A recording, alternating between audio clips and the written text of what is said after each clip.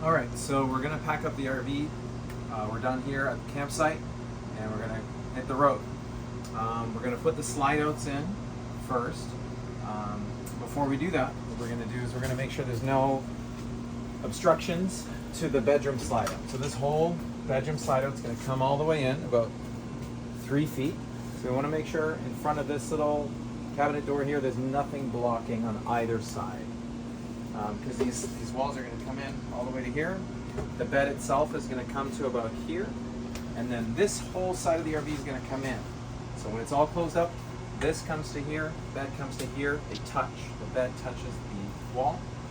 There's still space under the bed and on top of the bed to access the rear bathroom as you're driving if you had to. You want to make sure all of the cabinets and closets are tightly shut, because while driving you don't want them flying open.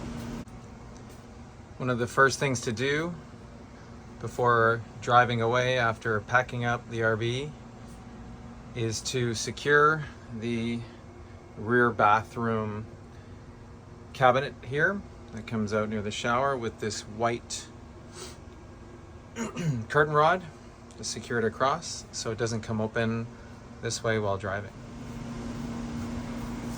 Likewise in the pantry, you want to make sure the pantry is pushed all the way in and locked, because while you're driving, you don't want the pantry coming open. In the bathroom, you want to make sure things are secure. So if you have soap, you have stuff on the counter, put it in the sink or in the cabinet or on the floor in a box, so that way it doesn't go flying when you go around a turn. You want to shut the doors. And before you put in the slide outs, the large and the small slide outs, you want to make sure there's no obstructions in front of the slide out. You want to make sure that the driver's seat is up. So you want space there for this column to come all the way in to about here. So you want to make sure there's no obstructions. Nothing in front of the slide out before you put it in. So now I'll show you how to put in the slide out. So before driving, I recommend closing all the exhaust fans, the kitchen and the 2 bathrooms, just by pressing up down here. It'll close the exhaust fans so dirt from the road and fumes from the road exhaust and stuff doesn't come in the ceiling vents. Also recommend closing up the ceiling vents. Coming over here to put the slide outs in. I would do this while plugged in. Yeah, it's fine. I would do this while plugged into shore power. That way you're not using chassis battery or house battery power.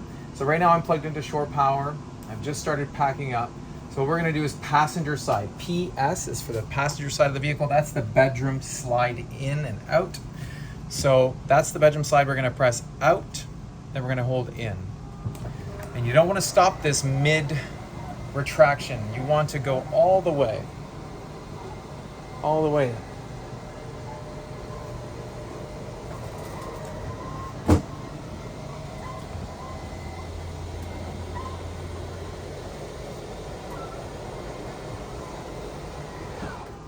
So now that we're all the way in, we're going to press out and hold in. We're going to listen for that noise. That's the motor synchronizing. Now we're done with the bedroom slide out. We're going to do the driver's side slide out. So we're going to press out and we're going to hold in. So you want to make sure nobody's sitting on the couch, nobody's sitting on the dinette. There's no obstructions, because you don't want to stop it halfway. You want to go all the way in.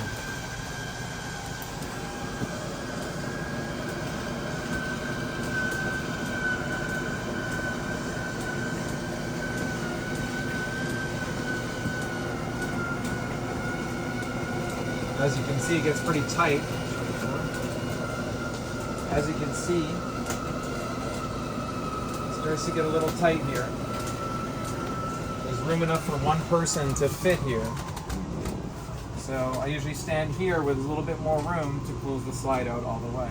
So when it's closed all the way, press out once, hold in. Listen for the noise, the synchronization of the motors. Next step, we're going to make sure all the windows are shut completely by turning counterclockwise. We're going to make sure all the cabinets are shut, the microwave's shut. We're going to make sure everything's secure inside the microwave so things aren't bouncing around and making noise. We're going to make sure the fridge is locked, because while driving, if you don't lock the fridge, this does come open, bangs here and makes some dents. So even while driving, be aware if you use the washroom, because you can access the main washroom while driving. When you walk back to your seat, be aware you may knock the lock out of place and you want to relock it so these don't fly open while driving. When driving, I recommend covering the stove with the pieces of countertop here. Those will stay in place while driving. The sink is covered while driving. Cabinets are shut. All the drawers are shut tight. And now it's time for the next step. So before putting the nightshade down, you want to make sure that if you've opened your window, you close the window and you lock it. So this little jigger here, the lock mechanism is up, not down. Because when you put the nightshade down, that can catch it and put a hole in it. So while you're at the campsite, nightshade goes down, you're leaving, nightshade goes up, and you're good to go. Now the front nightshade, the large one, is accessed here at the nightshade button. So when the key is in the ignition and it's turned to accessory, the nightshade only goes down halfway to prevent it from going down all the way while driving. So we're going to make sure the key is not in the accessory position. We're going to put the nightshade up by holding the button up. It will go all the way up as far as you want it to. I recommend going up to where the molding starts to curve, right there. And while driving, you could put it down for sunshade. So the next thing we're going to do before we take off is we're going to make sure the leveling jacks are raised. To raise the leveling jacks, we need to turn the ignition key at least once. And when we turn the ignition key once, we can press on off on the panel. And right now we see the jacks are down. We want to raise the jacks. To raise the jacks, we just press this button here. And the jacks are going to raise. Give it a good press. You'll hear some noises. That's the leveling jacks raising back up into the RV. Takes about 10 seconds, 15 seconds.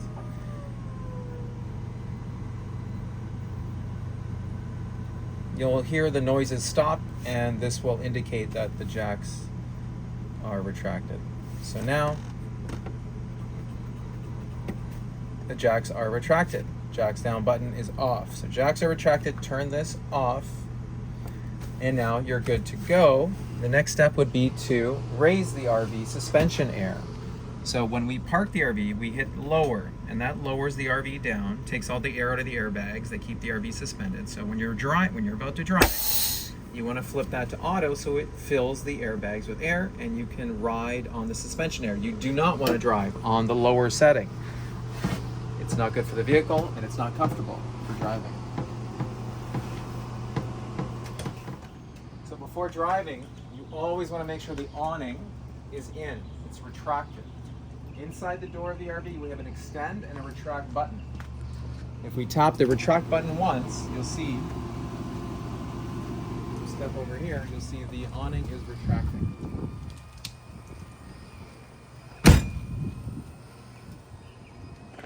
So that's how it looks fully retracted.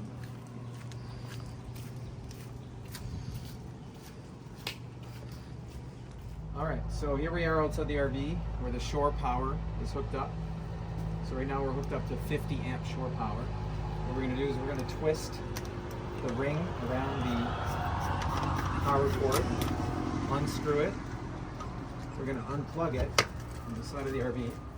We're gonna roll it up. We'll roll that up afterwards and we'll put it inside the storage bag. Next, what I've already done is I've disconnected the sewer hose from the rear toilet. I've already dumped the rear black tank by pulling this lever with this hooked up here.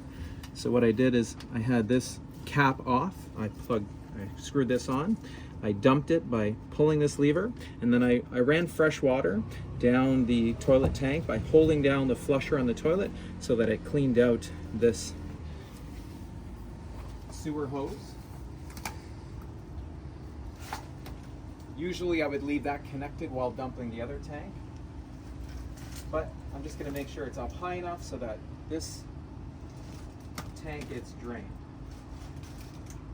So to dump the gray and black water from the main tanks, we're going to go to this storage bay here. This is called the wet bay.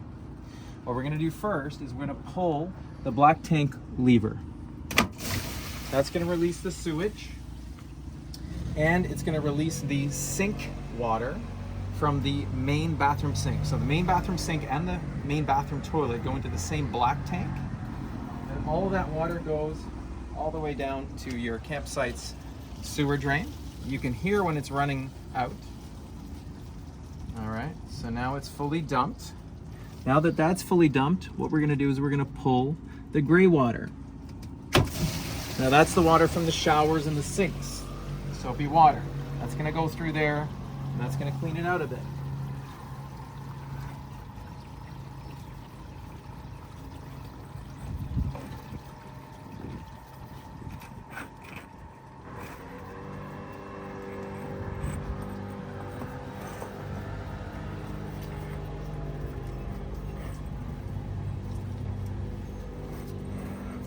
I like to have a little bit of a slope on the sewer pipe.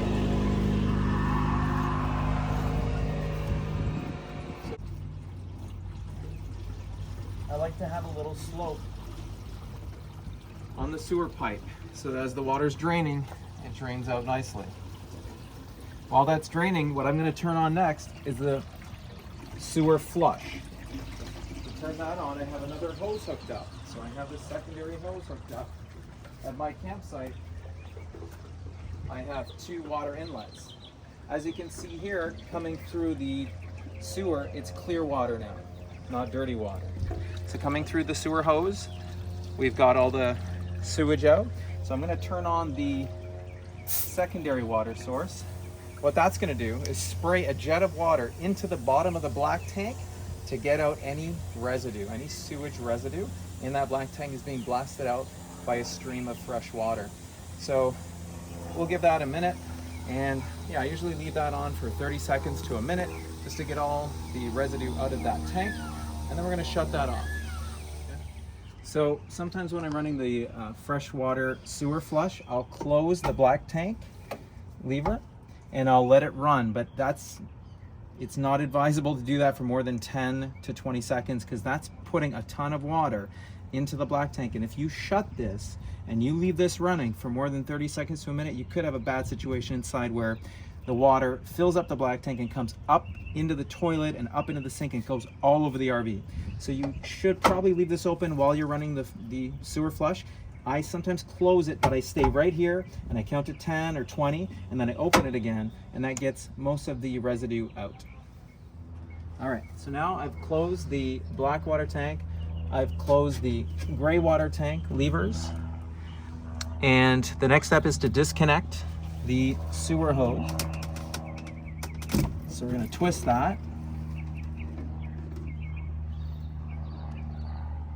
This part is the fun part. So we are going to cap it as quick as possible. Going to make sure that we get the sewer hose. And we're gonna raise it up as we walk. So any residual water, wastewater, sewer water goes down the pipe.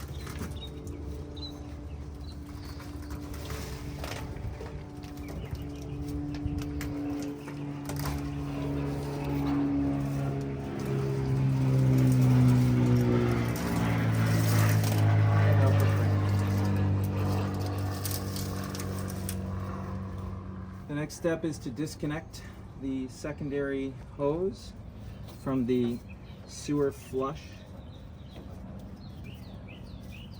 So you just disconnect your, if you don't have a secondary hose or an outlet at your campsite, you can take your main water hose and hook it up here, but they usually recommend use the secondary hose, which I keep in the RV for my renters. So you just close that up. Here we have our freshwater intake.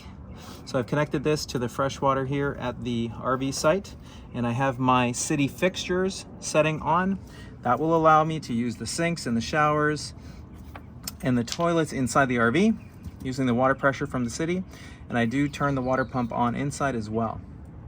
So here we're going to leave the city fixtures on. Actually, what I'm going to do is I'm going to put city fill tank, and I'm going to put some water in the freshwater tank. So when you move that, it's easier to move if you've disconnected the city water. What I'm doing now is I'm putting some water in my freshwater tank so that while I'm driving, we get a long drive back to Canada.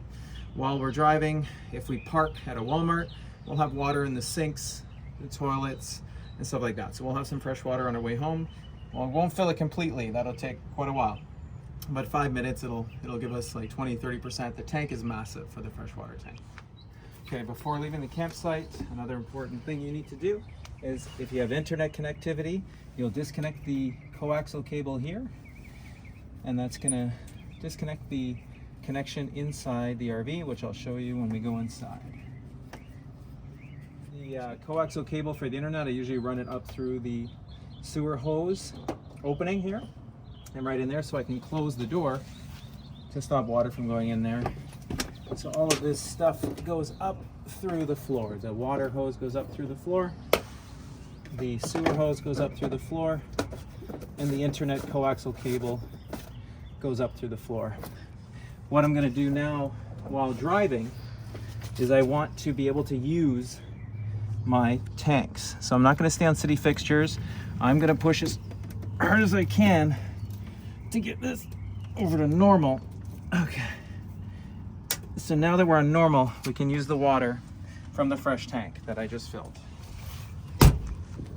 Okay, so after you've taken the hoses for the fresh water and the sewer flush, you wrap them up and you put them here underneath the sewer pipe.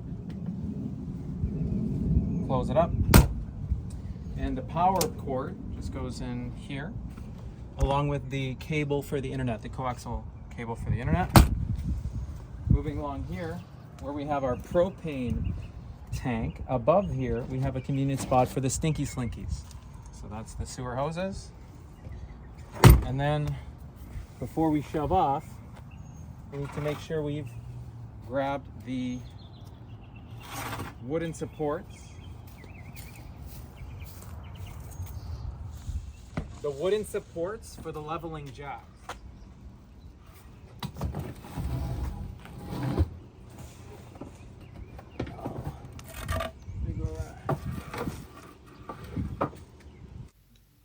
Finally, make sure all the storage bay doors are shut tightly, and after closing the door behind you when you get in the RV, I recommend using the deadbolt lock to make sure that the RV door stays shut while driving.